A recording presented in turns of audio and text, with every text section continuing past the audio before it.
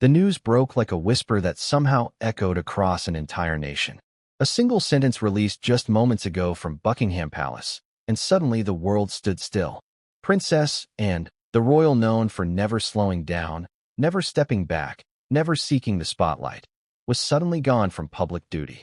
No warning, no build-up, no gradual transition, just a quiet announcement that felt louder than any royal scandal could ever be. But before we continue, please subscribe and turn on the notification bell for updates. It immediately raised a question no one ever expected to ask. Why would the most reliable member of the monarchy decide to withdraw right now? And what changed behind palace walls in the hours leading up to the statement? The timing didn't just feel strange. It felt deliberate, almost like the end of a chapter no one realized was even being written. For decades, Princess Anne has been described as the backbone of the royal family, the one who never complained, the one who worked more engagements than any other royal, even when she received a fraction of the attention. While headlines swirled around drama, controversy, rumors, and modern reinventions of royalty, she stayed the same, steady, disciplined, almost unshakable. So why today? Why this moment? And why with such urgent language that didn't sound like a routine adjustment, but something far more final? The public reaction was immediate. People didn't just read the announcement, they felt it. Across social media, comments turned from confusion to concern to disbelief. News anchors struggled to fill the silence between the facts because the palace wasn't offering any more details. The statement was short, almost painfully controlled, as if every missing word held meaning.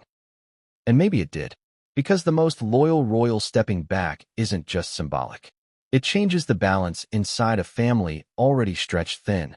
It raises questions about what has been happening behind closed doors, questions the palace has not answered, and perhaps cannot answer without revealing something bigger. But here's where things become even more unsettling. Just hours before the announcement, something happened inside Buckingham Palace. Something that didn't make headlines. Something the public wasn't supposed to notice. A sudden change in movement. A last-minute cancellation. A private meeting that ended earlier than expected. And while none of these details were reported, people close enough to the situation felt a shift, the kind that doesn't happen without a reason. So now the world is left staring at a moment that feels both impossibly sudden and strangely overdue. Did anyone miss the warning signs? Or were they hidden on purpose? Was this Princess Anne's choice, or the only decision she could make under circumstances we still don't understand? And most importantly, what happens next, not just for her, but for the monarchy itself? Because when someone like Princess Anne steps back, the question isn't just why she left. It's what, or who, she is stepping away from. And that is only the beginning of this story. But before we go any further, we need to pause and look at something most people forget when breaking royal news like this. Princess Anne has never been the type to make impulsive decisions. She is calculated, consistent, predictable in the most reassuring way. So when a sudden shift happens in the life of someone so steady, it forces a different kind of question. Not just what happened, but what finally became too heavy to carry. For years, she worked through storms that would have crushed others. Public scrutiny, she ignored it. Scandals involving other family members, she kept moving. Health rumors about the senior royals, she took on more. Even in the most turbulent chapters of the monarchy, she remained the constant presence, never in the center of the stage, but always holding up the edges so it wouldn't collapse. People came to believe she was immune to the pressures everyone else faced. As if duty wasn't a responsibility for her, but a language she spoke fluently, without effort. And that's precisely why today feels different. Because if the strongest pillar steps back, it means the foundation may be shifting beneath everyone else, and no one is saying why. Some royal watchers immediately started searching for clues in recent appearances. Had she been moving slower? Speaking less? Missing engagements she typically would attend? At first glance, nothing looked out of place. She smiled. She greeted. She carried on with the same stamina she has always been known for. But sometimes the biggest warning signs are the ones no one thinks to notice. Like the sudden tightening of palace communication in the last month. Brief statements instead of detailed updates. Fewer photographs released. An unexpected reduction in scheduled outings. All subtle. All quiet. All easy to overlook, unless you were paying attention. Still, even these small changes aren't enough to explain today, because stepping back immediately isn't something that happens overnight in royal circles. It requires planning, coordination, and above all, a reason serious enough to override tradition. So what could be behind it? Is it personal, political, medical? Or is there a deeper story that has been building for far longer than anyone realized? Right now, every possibility feels heavier than the last. Some people online began speculating about the pressure placed on the remaining working royals. Others questioned whether this was part of a larger transition inside the institution, a shift that has been whispered about but never confirmed. And still others wondered if something private had forced the decision sooner than expected. But here's the part that makes this moment even more haunting. Princess Anne has always believed in finishing what she started. Quitting was never in her vocabulary. And yet, the wording of the announcement suggested immediacy, not flexibility. No gradual reduction. No temporary pause. It was final in tone, even if not in detail. That choice of phrasing alone is enough to unsettle even those who don't follow royal news closely. Because when Buckingham Palace chooses every syllable with care, silence becomes louder than sound. And the silence right now is deafening. Let's go back to the timing. Because timing tells a story all by itself. Why release the statement today? Why release it now, instead of waiting for a calmer news cycle or a moment with less global attention? Announcements like these are usually timed to minimize reaction. But this one didn't. It landed right in the center of public focus, almost ensuring maximum impact. Which means either the palace wanted people to notice, or they had no other choice. Both options raise even more questions. And then there's the most unsettling possibility of all, that this decision was made quickly, not because it was planned, but because something forced it into motion. When major royal changes are strategic, they come with explanation, context, reassurance. This one came with none of that. Instead, it arrived like an abrupt ending to a chapter no one knew was about to close. And that brings us to the emotional weight of this moment. For many people across the UK and beyond, Princess Anne represents stability. A reminder that even when everything else shifts, some things remain steady. Losing that presence, even temporarily, creates a kind of uncertainty that goes deeper than headlines. It touches something more personal. Because if she is stepping back, what does that mean for the future of the monarchy? And who is ready to fill the space she leaves behind? Right now, no one seems prepared with an answer. Inside newsrooms, anchors repeated the statement over and over, trying to stretch meaning out of the few available words. Royal correspondents admitted they were blindsided. Even those with direct palace sources only offered cautious phrasing like waiting for further guidance or monitoring the situation closely. When the experts don't know what's happening, the public is left to interpret the silence themselves. And silence breeds speculation. But there is something else that happened today. Something almost everyone missed. Hours before the announcement, before the statement reached the media, before the public knew anything had changed, a private car was seen entering a side entrance of Buckingham Palace. It stayed only 62 minutes. Then it left without anyone identifying who was inside. No official agenda. No scheduled briefing. No listed visitor. It could mean nothing. But what if it doesn't? What if that visit wasn't a coincidence, but the catalyst? Sometimes the truth doesn't reveal itself in the official words, but in the moments that slip through the cracks. And that is exactly where this story begins to shift. Because stepping back is one thing. Stepping back without explanation is something else entirely. The world now waits for answers that may never be fully given. And while the palace maintains its silence, the questions only grow louder. What changed? Why today? And what are we not being told? All we know for certain is this. When the most dependable member of the royal family suddenly withdraws, it is never just a personal decision. It is a signal, a turning point, and possibly the beginning of something far bigger than anyone expected. But to understand what comes next, we need to go back, not just to the announcement, but to the moments leading up to it. Because what happened before the world found out may hold the key to everything. And that is where the royal story begins. It began with a notification that didn't feel real at first. A breaking news banner that appeared almost too quickly, too quietly, as if the world wasn't prepared to absorb what it was about to read. Buckingham Palace had released a statement, short, controlled, and unlike anything anyone expected. Princess Anne would be stepping back from all royal duties immediately. Not next month. Not gradually. Immediately. The kind of word that lands with the weight of finality. For a moment, there was silence. Not because people didn't care, but because they didn't know how to react. News anchors blinked at their screens.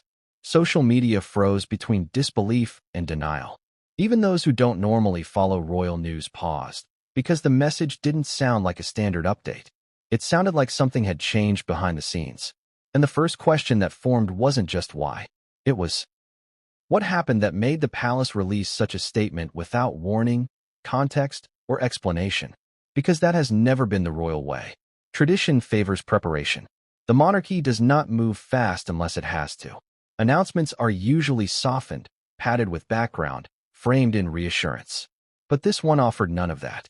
It was 2 sentences long, and somehow those 2 sentences sent a shockwave across the world. The first line confirmed the decision. The second line thanked the public for understanding. Understanding what? Understanding why? Understanding who made the decision, her or someone else. That word alone opened 1,000 interpretations. Journalists scrambled for details. Royal correspondents refreshed inboxes for additional guidance. But no new information came. There was no follow-up statement. No medical clarification. No mention of temporary leave. No timetable for return. Just a quiet withdrawal wrapped in formal language. And suddenly, the unthinkable became the unavoidable. The royal family's most consistent working member was no longer standing on the front lines. So the world asked the only question it could. How does someone this steady disappear from duty in the space of a single morning? To understand the magnitude of today, you have to picture what was happening at the exact moment the announcement went live.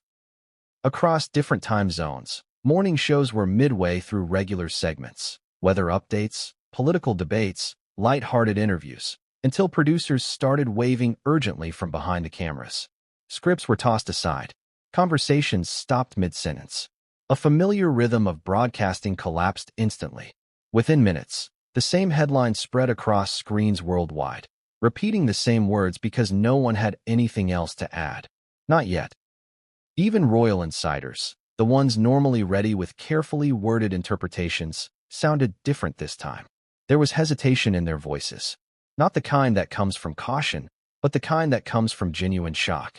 One correspondent admitted live on air, "We did not see this coming." That sentence alone was enough to deepen the tension. Because if the people closest to the palace didn't know, then whatever happened had unfolded faster than anyone expected, or else had been hidden with exceptional precision. But perhaps the most unsettling part wasn't the reaction from the media. It was the reaction from the palace itself. In the hours that followed, Buckingham Palace did not release additional clarification. No spokesperson appeared. No extended explanation was offered. Instead, the institution went quieter, as if retreating into itself. And that silence made the world listen even more closely. Let's break down the moment the announcement dropped. Not just what was said, but what was missing. There was no mention of temporary recovery. No reference to future engagements. No phrasing like reduced schedule or resting on medical advice. These are the standard phrases used in royal communication when easing public concern. Every word is usually designed to prevent panic. But today's wording didn't prevent anything. It created questions without supplying answers. It opened the door without revealing what was behind it. And that is why this moment felt so different. Because stepping back is not a phrase used lightly in royal language. It signals a removal from public duty, not just an adjustment, but an absence. And coming from Princess Anne, the message carried emotional weight far beyond protocol. People immediately began sharing memories, photos, and stories. Not dramatic ones, but ordinary ones that revealed who she had been to so many. A quiet handshake at a charity event. A joke shared with schoolchildren. A moment of kindness unnoticed by cameras. These stories resurfaced across the internet, not because she was leaving permanently, but because the news felt like losing something stable. And sometimes, stability is more powerful than fame. But here's where things take an unexpected turn. If the announcement was meant to calm speculation, it did the opposite. Within the first hour, online searches spiked for past palace statements, recent appearances, and potential explanations. People started comparing the language used today with the language used in previous royal transitions. And the difference was impossible to ignore. Because today's announcement did not include the one phrase almost always present in major royal updates. At this time, no further comment will be made. That sentence was missing. Why does that matter? Because when the palace includes that line, it draws a boundary, a clear message that speculation should end. But when they leave it out, it creates space for questions. And questions were already multiplying. Was this decision planned privately weeks ago, only becoming public today? Or was something triggered behind the scenes that forced the announcement earlier than intended? Right now, either possibility feels equally unsettling. And we're still only at the beginning. Because the more closely you examine the timeline, the stranger it becomes. Just 24 hours before the announcement, Princess Anne was still listed on upcoming engagement schedules. Nothing had been removed. Nothing postponed. No signs of disruption. The online calendar still displayed multiple future appearances. Until suddenly, it didn't. In the minutes following the announcement, events began disappearing silently, one by one, from official listings. Nothing was archived. Nothing was rescheduled. They were simply erased without explanation, like they were never supposed to be there. For anyone watching closely, that detail was chilling, because calendars are updated in advance, not erased in real time. So now the question becomes, was the announcement issued first and the calendar updated afterward? Or was the calendar quietly modified before the public ever knew, signaling that the palace had prepared for this moment earlier than it appeared?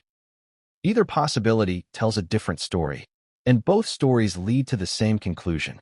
Something behind the scenes shifted, abruptly or strategically, and the world wasn't supposed to notice the transition. But people did notice. They always do. And as the reaction spread, one unexpected pattern emerged. The public response wasn't angry. It wasn't dramatic. It was emotional, not because of scandal, not because of controversy, but because the news felt personal. Princess Anne wasn't a royal associated with headlines. She was associated with reliability. People trusted her. Even those who didn't follow royal traditions saw her as someone who represented duty without show, commitment without theatrics. Losing that presence, suddenly, felt like losing the last piece of something familiar. And that is what made the moment so powerful. Because when the most dependable person steps away, the world doesn't just feel surprised. It feels unprotected. But the real shift, the one no one is talking about yet, isn't in the announcement itself. It's in what the palace chose not to say. And what comes next will raise even bigger questions to eye in the hours that followed. Something else happened. Something subtle, but impossible to ignore once you noticed it. Normally, when there is major royal news, members of the family are seen. Even briefly, a car leaving a residence, a window glimpse, a spokesperson photographed entering the palace. Something to reassure the public that life continues. But today, Buckingham Palace remained visually still. No movement, no silhouettes behind curtains, no cars entering or leaving the main courtyard. For a place that usually breathes with activity, it appeared frozen, almost as if the building itself was holding its breath. And that silence only intensified one growing fear. If this was simply a personal decision, why did everything around it feel so controlled? Because decisions rooted in calm don't require this level of containment. Yet the palace response was bordering on lockdown. Then came the second wave of reaction, not from the media, not from officials, but from the people who knew Princess Anne's schedule firsthand, charity organizations. Within just 3 hours, at least 4 charities released carefully worded statements expressing support, respect, and gratitude, but none of them seemed prepared. Their language felt reactive, not coordinated. It read like they had been informed at the same time as the public. And that detail matters. Because if the palace intended this to be an orderly transition, charities would have been notified privately ahead of time to prepare messaging. Instead, they scrambled. One spokesperson even admitted off-record that they were taken by surprise. Surprised by the royal most known for never canceling anything, even during personal difficulty. So the question became louder. Was this announcement planned? Or was it triggered? There is a difference between a decision made and a decision forced. But the public still didn't have enough information to determine which one this was. Meanwhile, in living rooms across the country, Families watched the news replay the same two-sentence statement on loop. It didn't matter how many times the words were repeated, they still didn't make sense. Because stepping back doesn't match the image the world has of Princess Anne. This is the woman who once continued an engagement after surviving an attempted kidnapping. The woman who returned to work within days of injuries. The woman known for waking up before dawn to travel across the country for charity visits most cameras never recorded.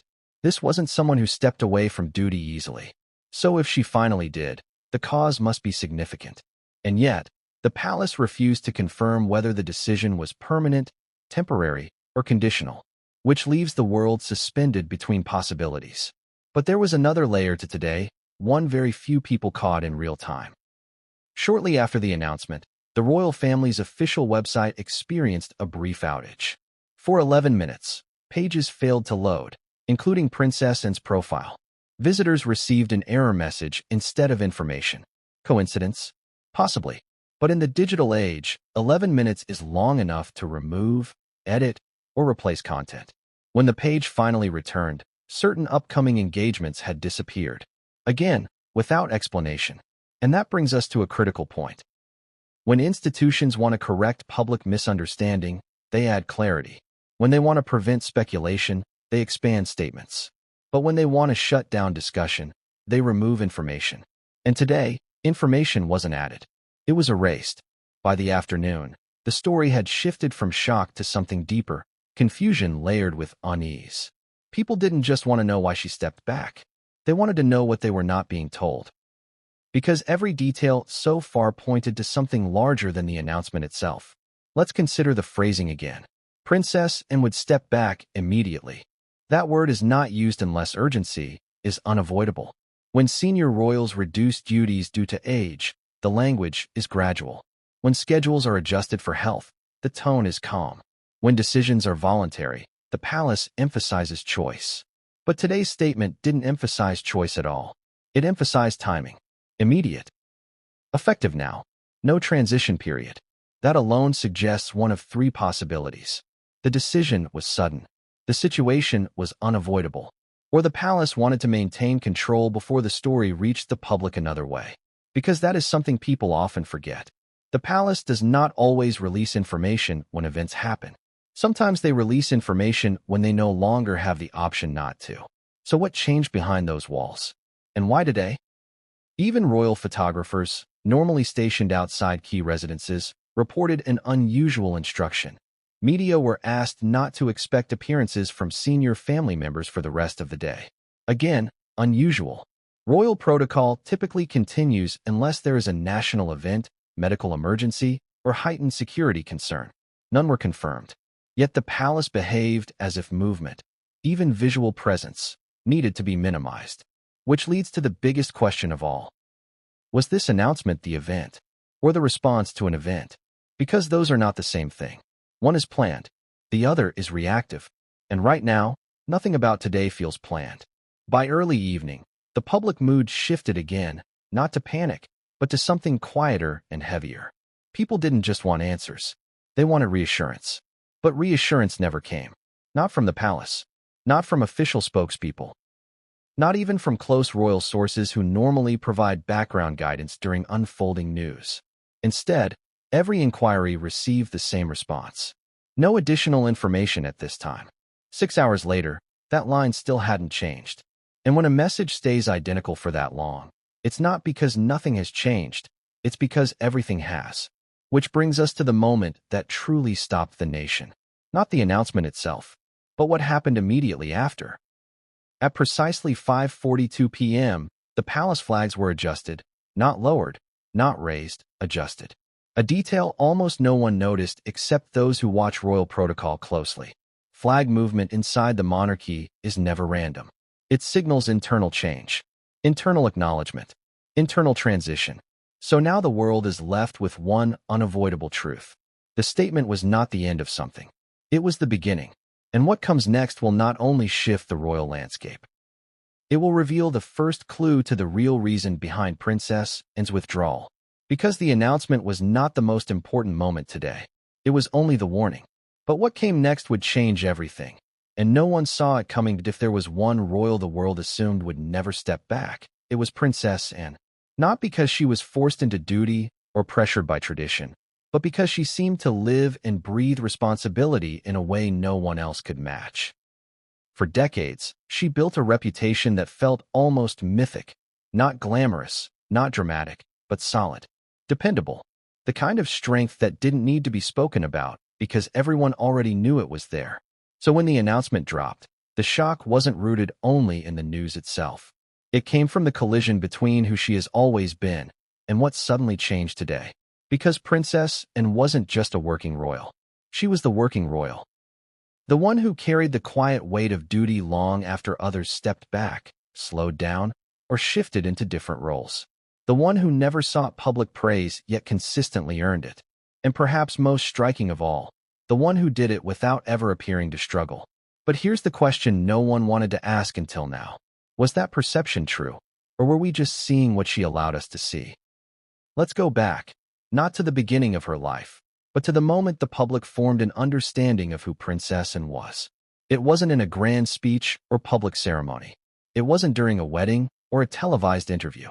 It was the accumulation of thousands of quiet moments, the kind that rarely make headlines. An early morning visit to a rural charity event. A handshake with a volunteer most cameras didn't bother filming. A speech delivered not for applause, but for purpose. She built a legacy from the ground up, not by demanding attention, but by refusing to take a day off. And that consistency became her identity. It's why the world didn't just admire her, they relied on her. Even people who disliked the monarchy respected Princess Anne, because her role wasn't about symbolism. It was about action. She didn't represent duty. She embodied it. Which is why today feels like the universe shifting slightly off its axis. Because if someone so unwavering suddenly steps back, it forces everyone to confront a possibility they never considered. What if even the strongest reach a breaking point? For years, commentators joked, almost affectionately, that Princess Anne would outwork everyone until the very end. She attended hundreds of engagements annually, often surpassing every other senior royal, including those decades younger. While others were followed by photographers, she slipped into events without fanfare. While others generated headlines, she generated results. And yet, despite all of this, she never appeared tired. But what if that was just the version we were allowed to see? People forget how carefully the royal family manages public perception, not through deception, but through select visibility. What the public sees is not an accident, it is curated. And Princess Anne, perhaps more than anyone, understood the power in revealing less. She never complained publicly. She never sought sympathy. She never allowed vulnerability to overshadow responsibility. So somewhere along the way, the world made a dangerous assumption, that she did not have limits. But every human being does. And sometimes, the ones who seem the strongest are the ones who break the hardest, because nobody notices the cracks forming. Let's talk about the most defining moment of her reputation, the incident that shaped public perception permanently. It was 1974, a kidnapping attempt. Most people know the headline, but few remember the details. A gunman stopped her car, ordered her to exit, and demanded ransom. In that moment, most people would have panicked. They would have cried, screamed, pleaded, or complied. Princess Anne looked him in the eye and said, "Not bloody likely." Those 3 words did more than stop a kidnapper. They cemented an identity. From that day forward, she wasn't just the queen's daughter. She became the royal who could not be shaken. But here's the part people forget. Strength displayed once becomes an expectation forever. After that moment, the public didn't just believe she was unbreakable, they expected her to be. Every act of resilience reinforced the idea. Every uninterrupted engagement schedule strengthened it. Every avoidance of drama solidified it, until the image became so powerful that even the palace relied on it. So when the most unshakable figure suddenly steps back, the shock hits on multiple levels. It doesn't just challenge the present. It challenges everything we thought we understood about the past. Because maybe the truth isn't that she never slowed down. Maybe the truth is that she never allowed anyone to see when she did. And if that's the case, then today's announcement isn't just surprising. It's a revelation. Across social media, something unusual happened. People didn't debate the legitimacy of the news. or attack the palace, or speculate wildly. Instead, they express something far more human. Worry, not about the monarchy, about her. Because Princess Anne has never been seen as fragile, so the thought that she might need to step back feels like watching a mountain move. And mountains don't move unless something forces them to. But before we jump ahead, we need to understand the second layer of her reputation, the part that makes today even more jarring. Princess Anne was not just the hardest working royal. She was the least interested in attention. In a world obsessed with public image, she built a legacy by avoiding it. No social media, no public narrative crafting, no dramatic interviews or emotional revelations. She didn't build a brand. She built a record. Which makes today's silence from the palace even more unsettling. Because if there was ever a time for clarity, reassurance, or transparency, it would be now, when the only member trusted to remain steady has suddenly stepped away. Yet no clarification has come. No context. No explanation. Just the expectation that the public will accept the news without understanding it. But people don't accept what they don't understand. And the more they remember who she is, the stranger this moment becomes. Because Princess Anne is not someone who withdraws without purpose. If she steps back, something serious has happened. Something significant. Something that may not have been visible, but has been building quietly. Which leads to the question that no one wants to say aloud. Has this been coming longer than we realized? Because sometimes the truth doesn't appear suddenly. Sometimes it reveals itself slowly, only becoming visible in hindsight. And when the signs finally make sense, it's already too late to pretend nothing changed.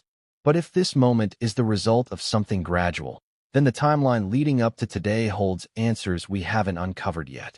And if it wasn't gradual, if it was sudden, then the real story hasn't even begun. Either way, everything we thought we knew about Princess Anne's strength is about to be tested. And the next chapter will reveal the first clue.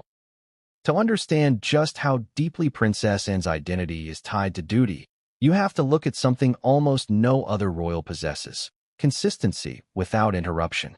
Other senior royals have taken pauses, some for health, some for scandal, some for personal reinvention. But Princess Anne, she kept going.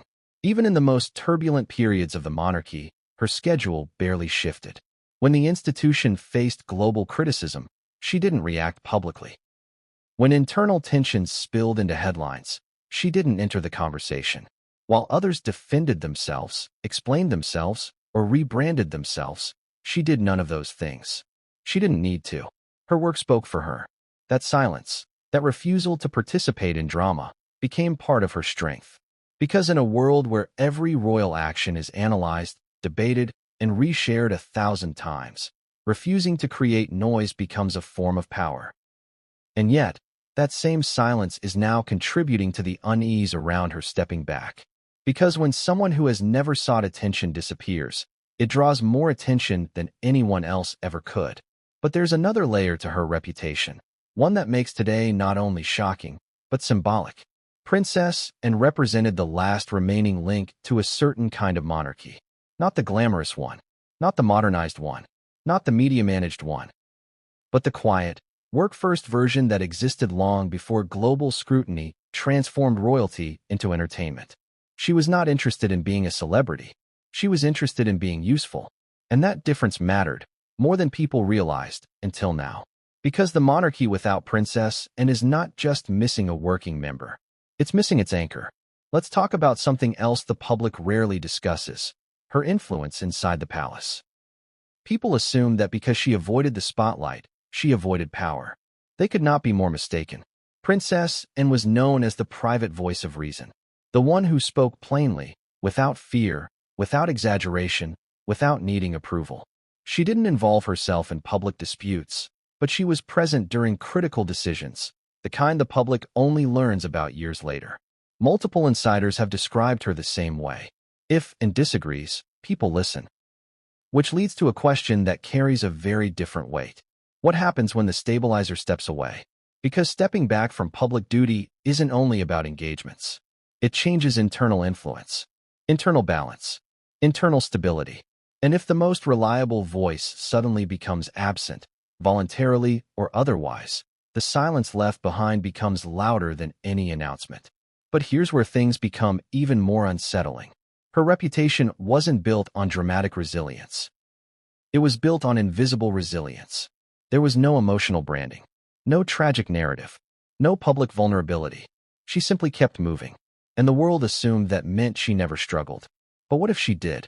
What if the cost of being the unshakable one wasn't that she never broke, but that she was never allowed to? Because when a person becomes the symbol of strength, they are often denied the space to show weakness. People don't notice when they start to bend. Everyone just waits until they snap. And now, suddenly, she has stepped back, and the world is asking questions it never asked before. Not because they doubt her, but because now they finally see her. For the first time, Princess Anne has become the subject of concern rather than admiration. And that shift reveals how much her presence has protected the institution. When the strongest leaves the room, everyone realizes how much weight they were holding. But here's the detail that changes the entire perception of her stepping back. It wasn't just unexpected. It was completely out of character. Princess Anne does not do abrupt. She does measured. She does planned. She does deliberate. So if she acted suddenly today, two possibilities remain. Either something happened that forced the decision, or something has been happening quietly for far longer than anyone realized. And both possibilities lead us into the next phase of this story. The timeline. Because reputations don't break in a single moment. They break over time, quietly, invisibly, until one day, everything changes at once.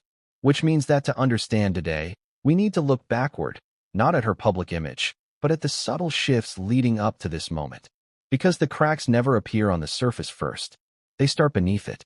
And in the next chapter, the timeline finally begins to reveal itself. This didn't start today. That's the first truth no one wanted to face. Major decisions inside the royal family never happen in a single moment. They unfold quietly, long before the world notices anything has changed. And while today's announcement felt sudden, almost explosive, the signs didn't appear out of nowhere. They were scattered across the past months like breadcrumbs, small enough to overlook, but unmistakable once placed together. So the real question isn't why did Princess Anne step back today? It's when did this actually begin? Because the story doesn't start with the announcement. It starts with the first shift no one paid attention to. Let's go back. Not years, just a few months. At the time, nothing looked unusual. Princess Anne was still attending engagements, still smiling in photographs, still traveling across the country the way she always had. There were no public cancellations, no visible pauses, no statements suggesting change. But behind the scenes, something was different. The first clue came in the form of a subtle adjustment, one so small it barely registered. A scheduled engagement was listed as representation by another member.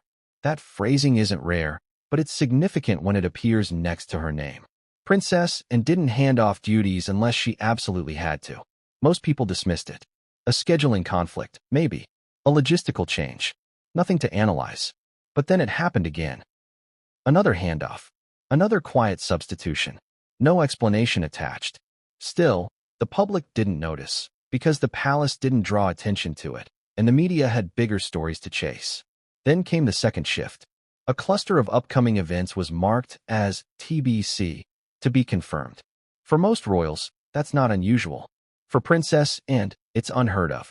Her calendar was always firm, always locked in early, always reliable. If an event appeared on her schedule, it happened, period. So seeing multiple engagements sitting in uncertainty should have raised questions. But once again, it slipped by without scrutiny. Because when a person has never broken routine, people stop looking for signs that they might. The third shift was harder to ignore, but only if you were paying attention. Princess Anne's appearances began shortening. Not disappearing, just adjusting. A visit that normally lasted an hour wrapped in 40 minutes. A speech was delivered, but without the usual follow-up interaction. A multi-stop event route was quietly reduced to a single stop. No headlines, no concern, no speculation, because nothing was removed, just trimmed. And trimming is the easiest way to hide change in plain sight. Then came the fourth shift, the one that should have signaled that something deeper was happening. Photographs. For years, Princess Anne appeared in images with the same consistency. Steady posture, firm expression, sharp focus.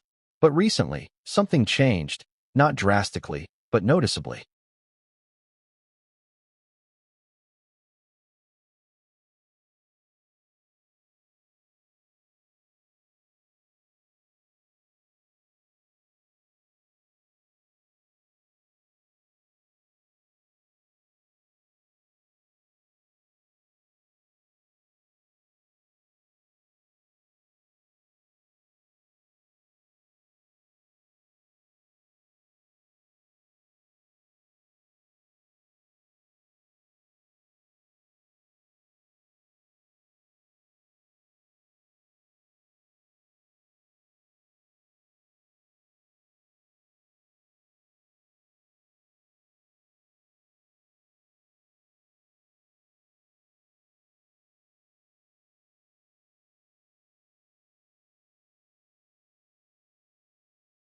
A stiffness, a slight guardedness, a different kind of presence. Not weakness, just restraint, as if she was holding something back or carrying something heavier. But photographs don't explain themselves. They only become meaningful when you look at them again later, knowing what came next. Still, even after all these signs, the public remained unaware, because the palace made no comment, and Princess Anne made no change to her outward demeanor. Until the fifth shift. The one no one could have predicted. A last-minute cancellation. Not an adjustment. Not a substitution. A complete withdrawal, announced only hours before the engagement. That alone was unprecedented. Princess Anne didn't cancel. Even when she was injured in the past, she delayed, not disappeared. She found ways to continue, even at reduced capacity. So the suddenness of this moment should have raised alarms. But the palace framed it with vague language. Unexpected circumstances. And the world moved on. Sometimes, timing protects the truth. But timing can also hide it. The sixth shift was the most revealing, but it didn't happen publicly at all. It happened internally. Sources close to palace scheduling described a pause in confirmation requests. That may sound technical, but it means something very simple. Upcoming engagements were no longer being finalized. Not publicly removed. Not rescheduled. Just stalled. When the palace stops confirming events, it usually means one thing. A change is coming, but they aren't ready to announce it yet. Which brings us to the seventh shift, the moment everything quietly aligned. 2 weeks before today's statement, Princess Anne was noticeably absent from an event she normally would have attended without fail. There was no explanation given, no substitute, no acknowledgement. The event proceeded, but her absence hung in the air like a missing piece. People inside the venue whispered. Not loudly, not dramatically, just enough to register that something felt off. But as always, because no official explanation was offered, speculation remained contained. Until today.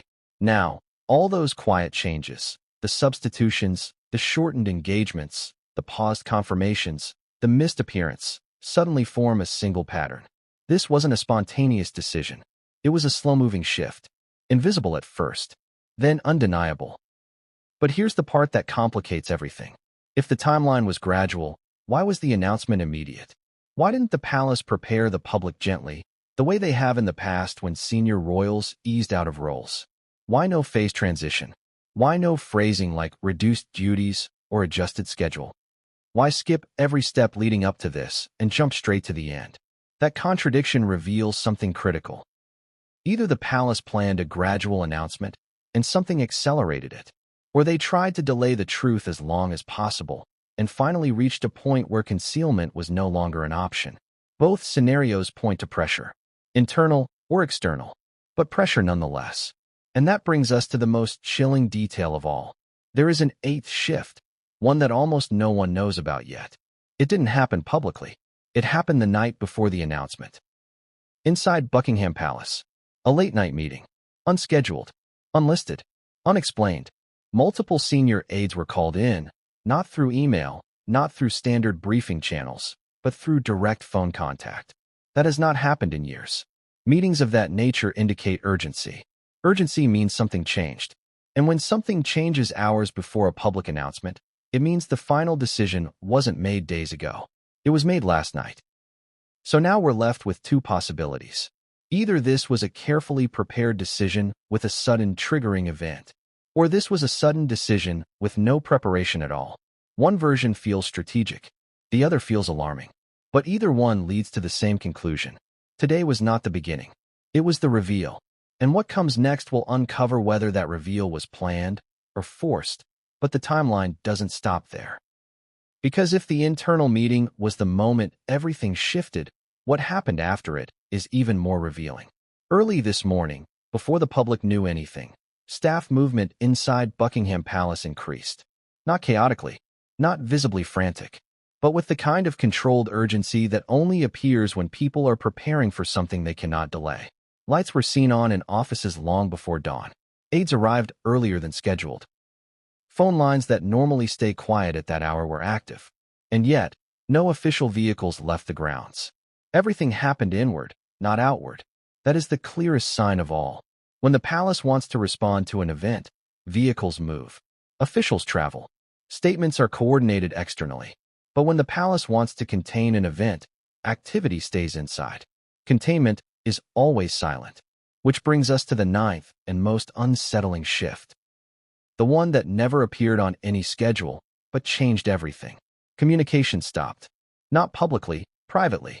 In the 24 hours leading up to the announcement, several senior correspondents reported that palace press offices suddenly paused previously open conversations. Emails went unanswered. Scheduled responses were delayed. Background briefings were canceled without explanation. One journalist described it like this: "It felt like someone turned off a switch." And that is not a small detail, because institutions only shut down communication when either they don't have clarity or they don't want clarity to spread. Both possibilities suggest the same truth. The palace was not in control of the narrative. The narrative was in control of the palace. But here's the twist almost everyone has missed. This timeline, the subtle adjustments, the pauses, the absence, the late-night meeting, doesn't point to a single moment of crisis. It points to two. The first was gradual. The second was sudden. And the announcement today? It wasn't reacting to the gradual shift. It was reacting to the sudden one. That means somewhere between the slow, quiet changes of the past months and the early morning activity inside the palace, something tipped the balance. Something that took a situation from manageable to immediate. And here's where the timeline becomes even more complicated.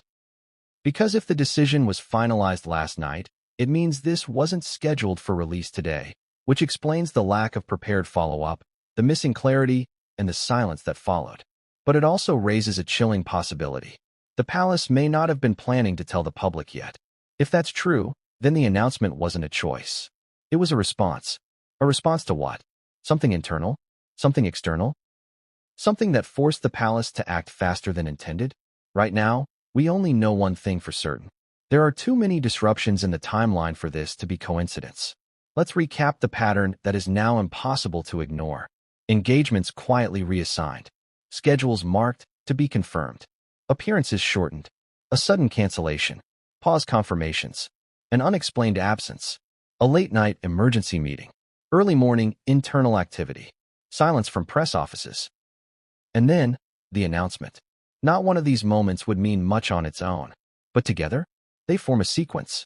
A sequence leading directly to today. Which means the world didn't just wake up to unexpected news.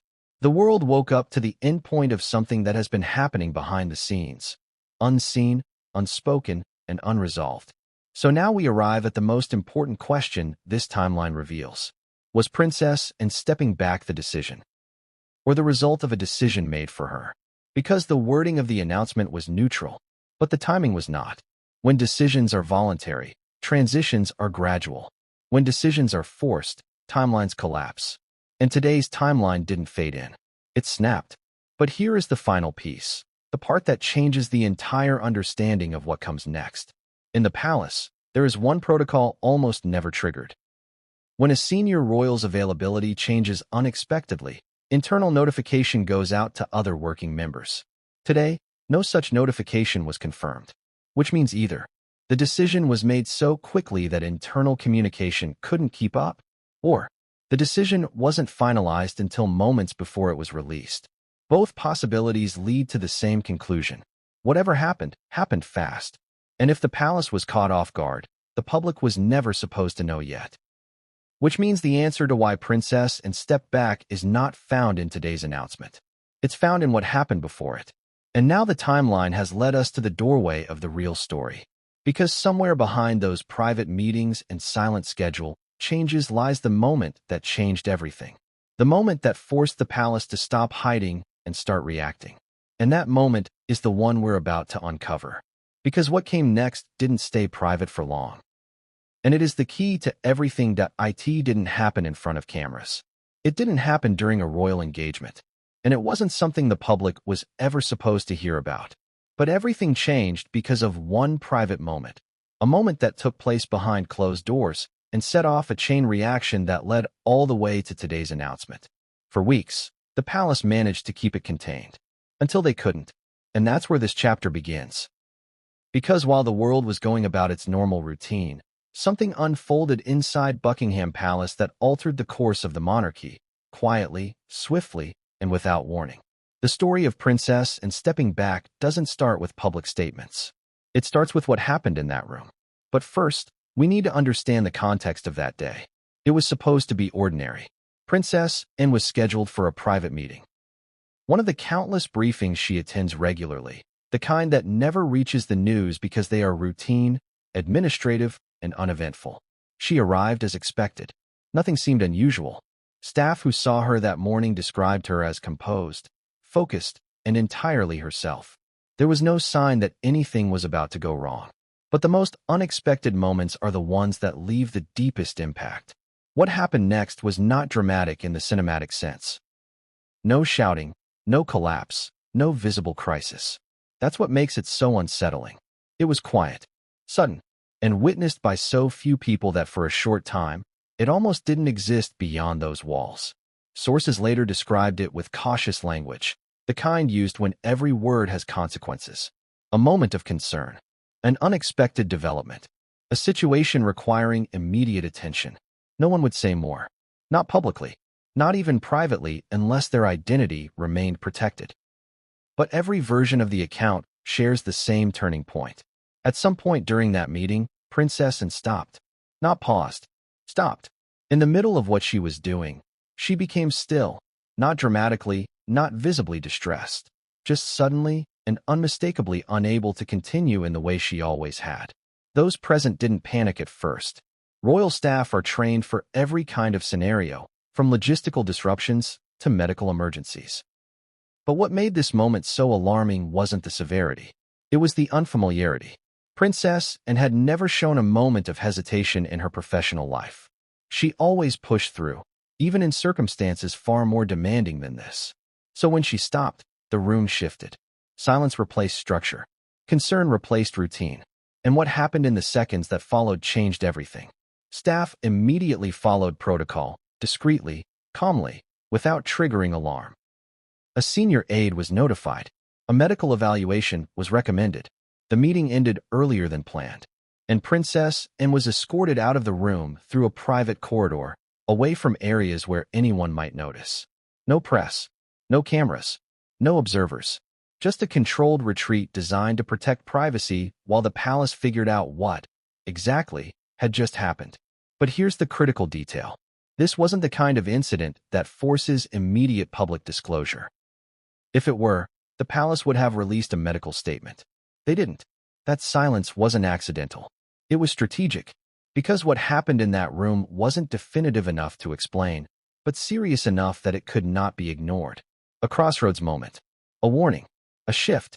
And from that point on, nothing inside Buckingham Palace operated the same way. The first response wasn't external. It was internal. Schedules were quietly reviewed. Commitments were reassessed. Backup plans were considered, just in case. Not canceled. Not announced. Just placed under silent watch. But the palace had one priority. Control the narrative before the narrative controlled them. Which brings us to the most important part of this chapter. What happened after the incident? Because a single moment becomes a story only when it leads to action. And the palace did take action. Just not the kind the world could see. In the days that followed, there were two distinct shifts. One public, one private. The public shift was subtle. Princess N continued fulfilling engagements, but staff presence increased. Not visibly, discreetly. Aides positioned slightly closer. Travel routes adjusted. Unscheduled pauses added into the day. All small enough to avoid detection, but unmistakable in hindsight. The private shift was far more significant. A confidential assessment was requested, not because there was panic, but because there was uncertainty. The palace never moves on uncertainty. They seek clarity. But clarity didn't come quickly or conclusively, which placed the institution in one of the rarest situations a monarchy can experience. They knew something had changed, but they did not yet know how much. And uncertainty is the palace's greatest fear. Not scandal, not criticism. Uncertainty. Because uncertainty creates vulnerability, and vulnerability demands containment. So the palace made a choice. They didn't announce anything. They didn't deny anything. They waited. But waiting is only a strategy until the situation changes again. And it did. Because the private incident inside the meeting room wasn't the last moment of concern. It was the first. Something else happened afterward, something even more critical, and that second moment eliminated any possibility of delaying the truth. We'll get there. But before we do, we need to understand why the palace reacted the way it did, why secrecy became the default. It wasn't about protecting reputation. It was about protecting stability. Princess Anne isn't just another member of the royal family. She is the structural support, the quiet foundation, the person whose presence reassures the institution simply by existing within it. If the public had known something was wrong before the palace had answers, the reaction would have created panic far too early. So they chose silence. A silence that worked, until the situation changed again. Because the second moment didn't happen in private. It happened where it could be noticed. Not by the public, but by the wrong people. And that, more than anything, is what forced the palace into motion. Because what came next didn't stay contained. And once it reached beyond the walls of Buckingham Palace, there was no going back. The second incident didn't begin with a dramatic moment. It began with a rumor. Not a public rumor, a palace rumor. The kind that starts with a whisper, travels through corridors, and reaches ears it was never meant for. Because despite the royal family's reputation for airtight privacy, the palace is not sealed. It is a living structure filled with staff, movement, and human observation. And humans notice patterns long before statements are released. Here's how it unfolded.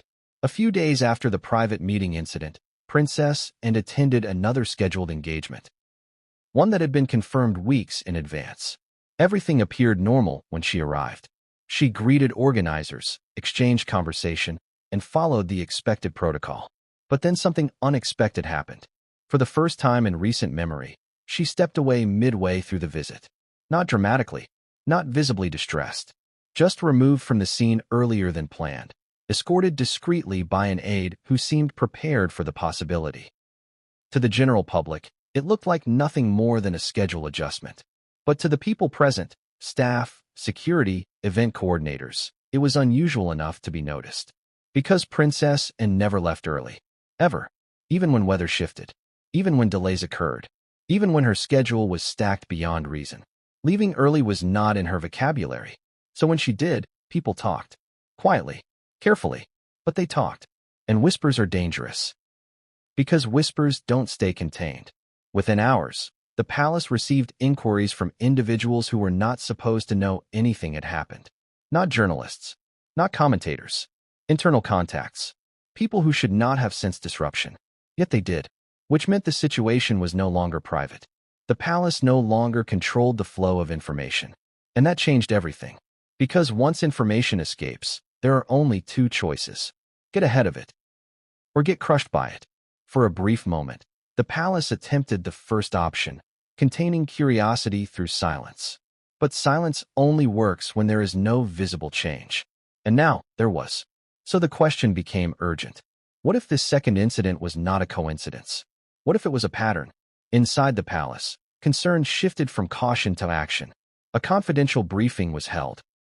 Not emergency level, but serious enough that senior planners were instructed to review flexibility in Princess Anne's upcoming schedule.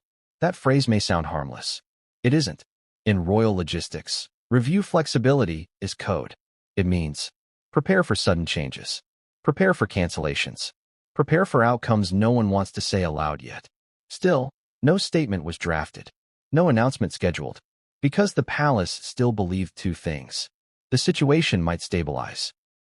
And more importantly, no one outside the institution knew enough to force their hand. But that belief didn't last long. Because a third moment was coming. And this one would make silence impossible. The third incident wasn't major in appearance, but it was major in consequence. It happened not at a public engagement and not inside the palace, but somewhere in between, during a transition. Princess Anne was traveling between commitments when her motorcade paused unexpectedly. Not for security reasons, not for logistics, but because she needed a moment. A real moment. Witnesses described it as brief, just a few minutes, but unmistakable. A support aide approached the vehicle. A second security member stepped closer. Communication occurred through gesture, not words. Nothing dramatic, but everything meaningful. Because the strongest people don't reveal weakness through dramatic collapse.